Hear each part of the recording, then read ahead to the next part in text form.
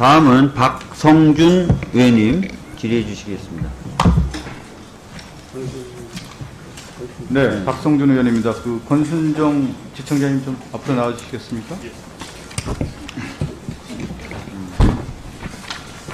앞서 우리 김영배 의원님이 말씀하신 걸 제가 들었더니 뭐 다 알려진 사실이기는 하지만요. 손준성 검사, 또 김웅 의원, 또 우리 권순정 지청장 이렇게 친구입니까? 어떠세요? 그러니까 저희가 연수원 동기입니다. 연수원 동기면 이렇게 친하게 지내는 사이잖아요. 근데 연수원 동기라고 그 의외로 이제 임관을 한 이후에는 예. 전혀 못 보는 동기들도 많이 있어서 동기라고 일률적으로 친하다고 얘기하기는 좀 어려울 것 같습니다. 뭐 친구를 떠나서 사법 연수원 동기로서요. 예. 손준성 검사나 네네. 김웅 의원이 이렇게 이 고발 사주 의혹과 관련된 사건에 연루됐다는 것을 소식을 접했을 때 권 지청장은 어떤 마음이 드셨습니까? 글쎄 저도 저 뉴스 기사를 보고 좀 놀랐습니다. 우리 권 지청장의 이제 철학적인 생각을 좀 듣고 싶은데요. 예. 이 고발 사주 의혹이라는 사건 자체가 한국 헌정사의 이제 초유의 사건이라고 이렇게 얘기를 하는데 검찰이 연루되지 않았습니까? 이 사건에 대한 그 지청장의 생각을 좀 듣고 싶습니다. 어떤 사건인 것 같습니까? 예, 근데 아직 지금 뭐 수사가 한참 진행이 되고 있기 때문에 제가 네. 뭐 가정적인 판단을 말씀드리는 거는 적절하지는 않은 것 같습니다. 근데 헌법을 유린하고요, 헌정의 가치, 민주주의를 훼손한 사건이기 때문에 엄청 큰 사건인 겁니다. 과거에 군인들이 권력을 사유화하기 위해서 정치에 개입했듯이 소수의 검찰 인사들이 사유화해서 정치에 개입한 사건이기 때문에 헌정 질서를 무너뜨리는 매우 위험한 사건입니다. 이것을 인식을 하고 계신지는 모르겠습니다. 지금 제가 이제 예전에 저도 대변인을 했었거든요. 네네네. 그러면 이제 대표를 모시고 누가 있냐면 정무실장이 있는 겁니다. 수사정보정책관이겠죠, 대검에서. 우리 저 지청장님은 대변인을 하셨군요. 저도 네. 대변인을 했고. 예, 그렇습니다. 그러면 정무실장이나 대변인은 그 모시는 분의 수족과 같은 거예요.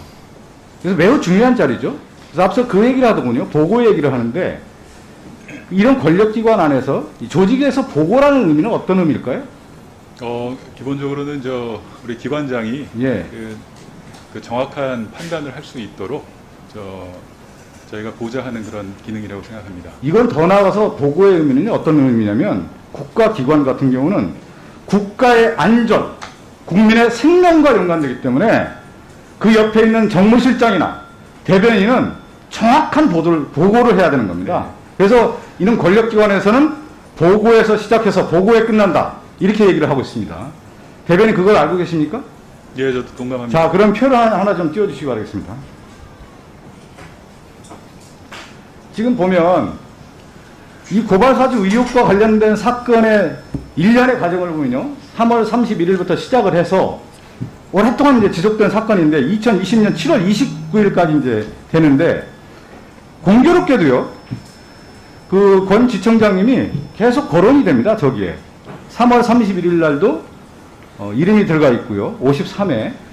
4월 1일 날 45회. 4월 2일 날 30회. 그러고 나서 4월 3일 날 손준성이 누구한테 텔레그램으로 보냅니까? 그 고발장을? 알고 계십니까? 저도 언론 보도됐네요. 언론 보도로 나왔는데 그 정확한 텔레그램으로 보낸 게 나오지 않습니까? 거기 지금 보면 검사를 오랫동안 하셨잖아요. 합리적 추리를 할 수 있지 않습니까? 4월 3일 날 이렇게 보냈다고 하는데 4월 1일과 2일 날 가장 중요한 손준성 지금 대변인 누구에게 보고했을 것 같습니까? 그러면 제가 얘기하지 않습니까? 보고 체계라는 것은 저도 대변을 했기 때문에 이런 얘기를 했다라는 것은 자기가 모시고 있는 검찰총장에게 보고했을 가능성이 매우 큰 겁니다. 어떻게 생각하세요? 그러니까 저 카톡을 같이 한 내용 그 부분에 대해서 제가 구체적으로 말씀드리기는 어렵겠지만은 기본적으로 당시 저 대변인실에서 파악한 내용에 대해서도 기조부를 통해 가지고 지청장님, 예. 이 사건이 엄중합니다. 네네. 매우 엄중한 사건이라는 걸 제가 역사적인 얘기를 지금 한 겁니다. 네. 그 사건에서 이 고발사주 의혹은 매우 중대하고 엄중한 사건이라는 것을 알고 계시기를 바라겠고요. 네네네. 지금 이제 김웅 의원하고 손정은 씨 관련된 그 제보 내용, 통화 녹취가 언론에 공개되지 않았습니까? 조성은 씨죠. 제가 이름을 김웅 의원과 조성은. 어제 보도를 저도 많이 봤습니다. 그렇죠. 예. 김웅 의원과 이제 조성은 제보, 그 내용을 보면 복원된 내용을 제가 간단히 읽어드리면, 우리가 고발장을 만들어 보내주겠다. 억지로 받은 것처럼 해라. 그 다음에 내가 대검에 얘기해 놓겠다. 서울 남부지검으로 가라. 아니다. 대검에 접수시켜라. 나는 빼고 가야 한다. 접수되면 얘기해 놓겠다. 아주 구체적인 정황이 드러나죠.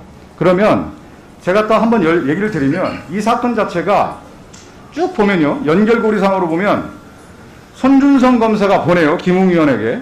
김웅 의원은 누가 봤습니까? 당시 미래통합당 의원이었던, 법률지원단장이었던 정점식 의원이 봤습니다. 공수처에서 정점식 의원 압수수색했다는 소식 들었습니까? 예, 또 언론 보도를 통해서. 그것은 왜 조사를 했을까요? 구체적인 정황과 사실이 드러났기 때문에 압수수색을 하지 않았겠습니까? 검사를 해보셨으니까요.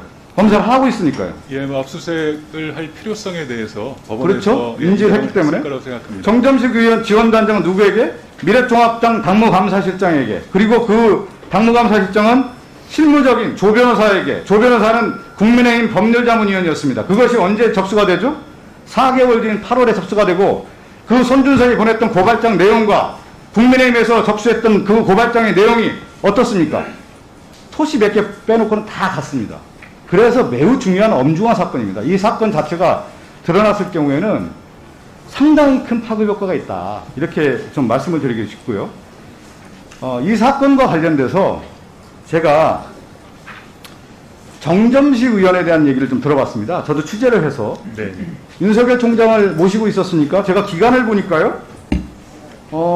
제가 윤석열 총장이 2019년 7월 25일부터 2021년 3월 4일까지 3월달까지 근무를 했거든요. 1분만 더 추가하겠습니다.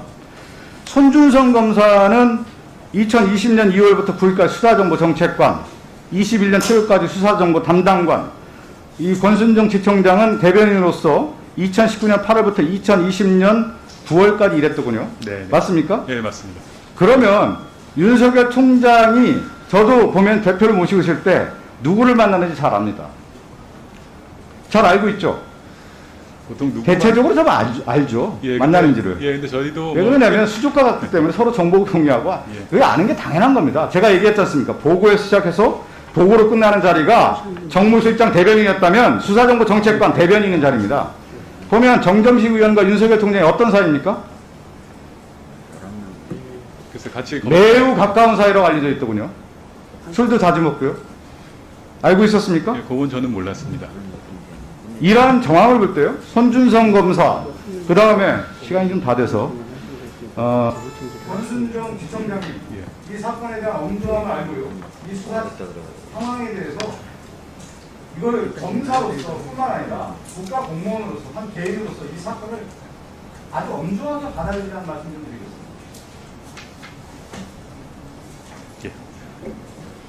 네, 마치셨습니까?